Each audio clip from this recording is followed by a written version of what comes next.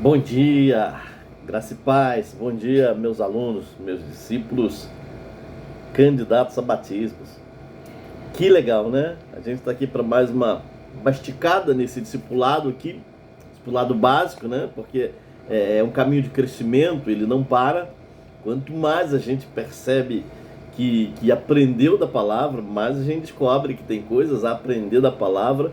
Então é um processo contínuo de aprendizado, né? Conheçamos e prossigamos em conhecer o Senhor. E isso abre janelas na alma, queridos. Seja bem-vindo, então, a essa aula 2, né? O que Jesus deseja que você faça? É a grande pergunta, e esta grande pergunta, ela consta de um material de Frank Barnes, tá? Que é esse discipulado aí, esses primeiros passos que eu gosto muito, já disse para você, de utilizar ele, tá? Então, o que a gente passou aqui no primeiro encontro? O que a gente viu? Bem, eu lembro a você que nós passamos pela decisão de aceitar a Jesus. E descobrimos que isto foi algo maravilhoso que aconteceu conosco, que aconteceu com você. Qual foi o referencial disso? Qual é o destaque disso? A sua decisão de convidar a Jesus para fazer parte da sua vida. Quando isso aconteceu, você lembra? Seus pecados foram perdoados, você se tornou filho de Deus, o céu se tornou a tua morada eterna, Jesus Cristo, o seu Salvador, Senhor pessoal. Olha só, simplesmente pelo fato de você entregar a tua vida para Jesus. Olha quanta coisa vem ao nosso encontro, vem de retorno, mercê da graça de Deus, porque merecimento a gente não tinha não. Mas aí a gente foi avançando, né? Eu sugeri a você, e esse nosso material discipulado também faz isso, né? Para, de alguma maneira, materializar isso, tornar isso um memorial, né?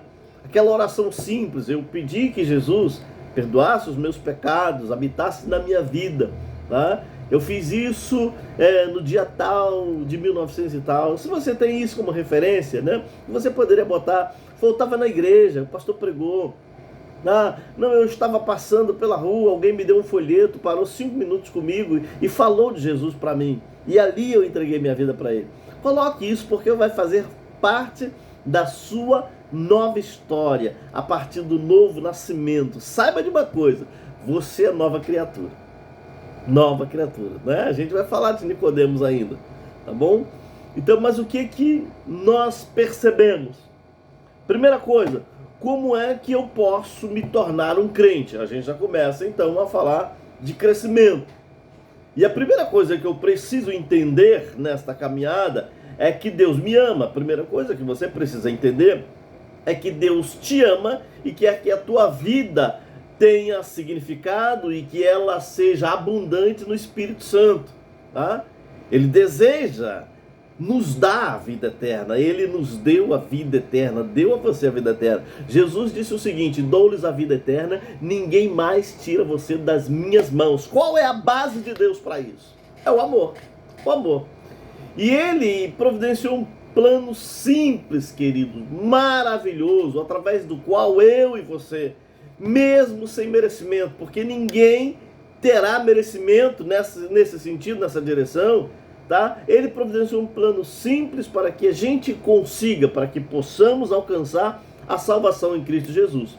E a Bíblia, que é o nosso manual de fé, regra de fé, conduta, prática, ela detalha esse plano de ponta a ponta, tá? E a gente vai ver aqui alguns versículos básicos para isso, tá? E a gente, é claro, eu estou relembrando com você o nosso primeiro encontro, que a gente foi parar em Romanos capítulo 3, verso 23, que diz assim: porque todos pecaram, destituídos estão da glória de Deus, separados, distanciados, tá?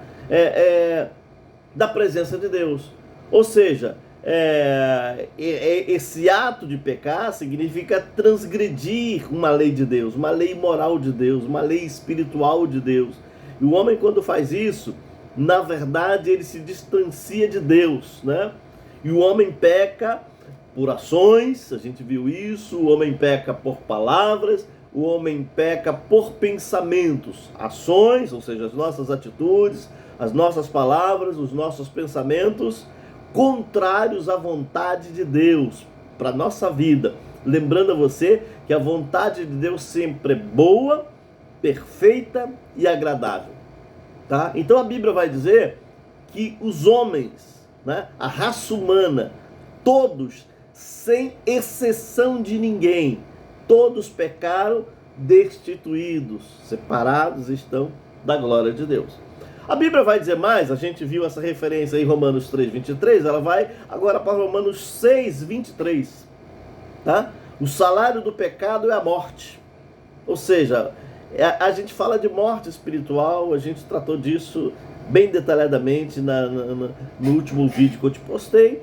Mas é interessante que nesse mesmo texto aqui, de Romanos 6:23, do mesmo versículo, deixa eu mostrar para você que tem um ponto e vírgula, ó, porque o salário do pecado é a morte, ponto e vírgula. Mas, né, M-A-S, o dom gratuito de Deus, ó, o dom gratuito de Deus é a vida eterna por Cristo Jesus. Ó, dá até para aplaudir. Dom gratuito de Deus, vida eterna por Cristo Jesus. Nesse versículo, então, o que eu aprendo? O que eu compartilho com você? O que eu gostaria que você aprendesse também?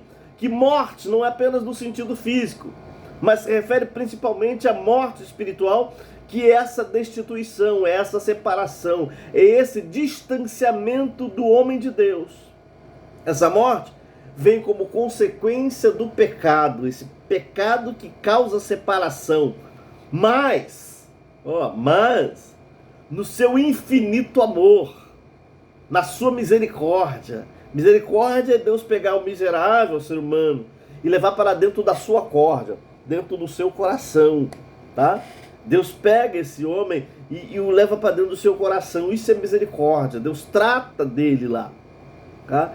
Então, no seu infinito amor, na sua misericórdia, Deus providenciou para o homem esse plano simples, pelo qual ele pudesse ser salvo através da fé, da obediência a Jesus Cristo. Então veja o seguinte, Deus fez a parte dele. A nossa parte, ela relaciona-se à fé e à obediência a Cristo Jesus. Você está me entendendo, né? Então vamos em frente, que aqui é a revisão. O que nós vimos também, por conta desse pecado, que Cristo morreu pelos nossos pecados, né? Já que o pecado gera morte, Deus não desejou, assim como não deseja que nenhum de nós morra, se perca, fique definitivamente separado dele. Cristo ousou morrer no nosso lugar. E aí a Bíblia vai dizer, Romanos 5, verso 8 agora, Romanos 5, depois confere lá, 5, 8. Mas Deus prova o seu amor para conosco, em que Cristo morreu por nós. Olha isso, olha isso, olha isso. Sendo nós ainda pecadores, Cristo morreu por nós. Qual a condição? Como é que a gente se encontrava? A gente melhorou de vida, a gente ficou bonzinho, a gente fez o quê? Não.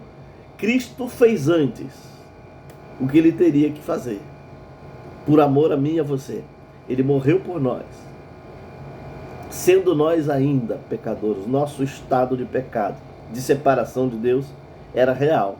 É real. Mas Cristo quebrou essa cadeia de morte, entregando a sua vida na cruz do Calvário, pela sua vida. Tá? Agora, um fato. Os meus pecados, os seus pecados, os nossos pecados, tá? Só serão perdoados se houver de nossa parte arrependimento. Arrependimento acontece aqui na mente. É mudança de direção, é mudança de sentido, mudança de pensar. Se eu sempre caminhei nessa direção, eu vou dar meia volta agora. Metanoia, mudança de mente, mudança de vida, de forma de agir, de pensar. Tá? E quando isso acontece, eu vou entender a consequência do meu pecado, o peso dele que me separa de Deus. Eu me arrependo e peço perdão ao Senhor.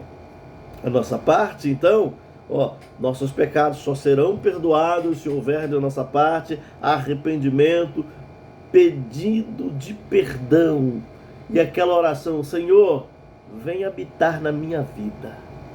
Sabe por quê? Somente Cristo pode salvar.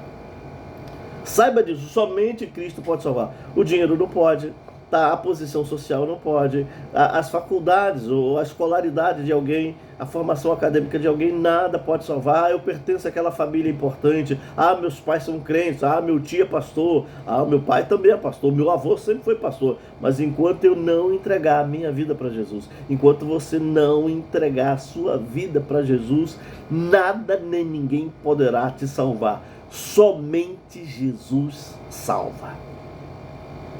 Pegou? Então vamos em frente, né? O que eu estou te dizendo é que todo esforço, tudo aquilo que a gente fizer será insuficiente. E aí eu falei para você daquele plano da salvação, lembra? Né? A gente está numa posição aqui, eu fiz isso aqui, Deus está nessa posição, então entre onde eu estou e onde Deus está, existe um abismo. Olha aqui, eu entrando no abismo aqui praticamente, tá? E nada que eu fizesse poderia me fazer chegar à presença de Deus. Minha escolaridade, meus estudos, eu ser bom filho, tudo isso aí vai me fazer cair no abismo. Vai me fazer não cair no abismo. O que Deus fez? Deus então providenciou Jesus. E Jesus, lembra da posição da cruz? Ele vem de braços abertos e se interpõe nesse lugar de abismo aqui, ó. E a cruz, sabe? Ela faz vou botar assim, fica melhor. Ela faz uma ponte. E aí eu passo.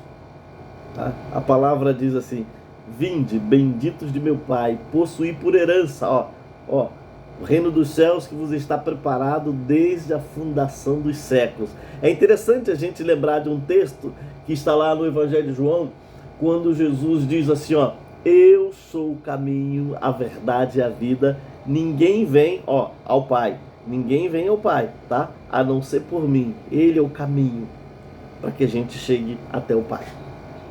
Tudo mais não vai nos dar o acesso. Primeira Epístola de Pedro, capítulo 3, verso 16. Eu disse isso para você. Cristo sofreu pelos nossos pecados.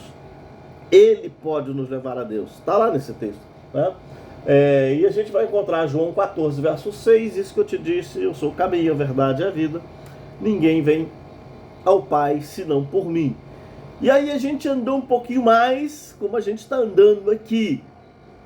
E nesse caminho mais à frente, nós vamos parar em Romanos 10, 13. Eu preciso que você guarde no teu coração, na tua memória, Romanos 10, 13. Tem uma receita de bolo, sabe aquele bolo assim, com a cereja e tudo em cima aqui? Então olha assim, porque aquele que invocar, ou porque qualquer que invocar o nome do Senhor será salvo. Romanos 10, 13, tá legal? Então, como uma simples oração, qualquer pessoa pode receber a Jesus como Salvador. Qualquer que invocar o nome do Senhor será salvo. E esta é a oração mais simples e mais importante que alguém pode fazer: suplicar a Jesus que perdoe os seus pecados, tá? E que faça presença na sua vida, que more nessa sua casa para sempre, tá? Como assim, pastor? Simples. Senhor Jesus, eu reconheço que sou pecador. Creio que o Senhor morreu naquela cruz no meu lugar, que eu não merecia isso. Mas eu quero pedir ao Senhor: salva-me e venha habitar na minha vida. Eu quero te receber como meu Senhor e Salvador, tá? E te solicito, te peço que possas guiar a minha vida. Ajuda-me a fazer a tua vontade. Olha que oração tremenda, tá? Mas pedindo para olhar de novo para o texto de Romanos 10, 13, tá? Esse texto, ele vai nos colocar de frente, com a maravilhosa promessa que Deus está fazendo, tá? Esse texto tem promessa, né? E Deus, ele não tarda em cumprir suas promessas. Deus não mente em deixar de cumprir as suas promessas. Então veja o seguinte, Deus tem promessa para a sua vida. E esse texto fala isso, tá? Aquele que invocar, aquele que clamar, aquele que pedir ao Senhor, será salvo, tá? Então pensa nisso. Tem uma promessa aqui. Se você invocou o nome do Senhor sinceramente, pediu para Ele perdoar os seus pecados, querido, é simples assim. Creia, você está salvo. Só que a gente vai andar. Qual é a pergunta? Qual é o tema do nosso livreto? Aqui eu já estou há 15 minutos, né? Então praticamente eu revi a aula anterior quase toda. Acho que ela levou uns 25, 30. Mas andando, ó, seguindo em frente, tá? O que Jesus deseja que você faça? Bem, receber a Jesus como Salvador é apenas o começo dessa nova vida. É o começo dessa história nova, tá? É apenas assim, o pontapé inicial. A gente precisa continuar caminhando. A partir de agora, você precisa crescer espiritualmente, crescer no conhecimento de Deus, crescer na palavra de Deus. Jesus deseja que você cresça na vida cristã, tá legal? Então olha só o que eu vou pedir para você guardar também no seu coração. João capítulo 10, verso 10. Eu vim para que você tenha vida. Guardou João 10, 10? Ó, eu vim para que você tenha vida e a tenha em abundância. Qualidade de vida, vida prazerosa, vida com liberdade, vida que te dá direito a morar nos céus. Jesus veio para isso, tá legal? Então, não é assim, tô salvo, o que eu faço agora? Não, a tua vida muda, a tua história muda. Há um começo, um recomeço agora, e você vai viver para fazer a vontade de Deus e abençoar a vida de pessoas. Que coisa legal, queridos, tá? Então guarda aí, João 10, 10, o que está dizendo? Eu vim para que tenha vida e a tenha em abundância. No entanto, eu preciso te falar isso. No entanto, tá? Você só poderá experimentar essa abundância de vida, tá? Crescendo, estando disposto a ser obediente a Jesus. Olha o que diz João 14, 15. Lembra que eu falei de João 14, 6? Eu sou o caminho, a verdade e a vida. Ninguém vem ao Pai. Jesus aponta para ele, ó, ninguém vem ao Pai. Aponta para ele, porque eu e o Pai somos um. Saiba disso. A não ser por mim. E aí já no verso 15 desse Evangelho de João 14, ele está dizendo assim: se você me ama, guardará os meus mandamentos, tá? E aí a gente vai passar pelo menos por 8 pontos de fé, 8 passos de fé, tá? 8 disposições de crescimento. A gente vai começar uma caminhada aqui, a gente vai dar uma corrida em algum momento, mas tem 8 desafios muito legais pra gente, tá? Vamos juntos aqui? Primeiro deles, eu vou fazer o primeiro deles, a gente encerra o vídeo, eu vou abrir outro na sequência. Primeiro deles, tá? Jesus deseja que você tenha certeza da salvação. Primeiro grande desafio. Jesus deseja que você tenha certeza da salvação. Pastor, como pode ser isso? Eu já te dei Romanos 10, 13. Porque qualquer que invocar o nome do Senhor será salvo. Tá legal? Então isso tá tranquilo. A Bíblia apresenta 3 razões pelas quais você pode estar seguro da tua salvação. 3. 1, 2, 3. 3 razões pelas quais você pode ter a segurança da tua salvação. Tá legal? Então foi o seguinte, vou voltar para o Evangelho de João, já para o capítulo 5, verso 24, está dizendo assim: aquele que ouve as minhas palavras, você ouviu as palavras, e crê naquele que me enviou, Jesus está falando de Deus, aquele que me enviou, Jesus aponta de novo para si, aquele que crê nas minhas palavras, que ouve as minhas palavras, e crê naquele que me enviou, tem a vida eterna, não entrará em condenação, mas passou da morte para a vida. Oh, glória a Deus, tá? Vamos de novo, ó. Aquele que ouve as minhas palavras e crê naquele que me enviou, tem a vida eterna, é afirmação, tá? É garantia, é promessa, tem a vida eterna, não entrará em condenação, mas passou da morte para a vida. Então veja o seguinte, ó, aquele que ouve as minhas palavras, ouvir e crer, tem a vida eterna, tá? Segundo,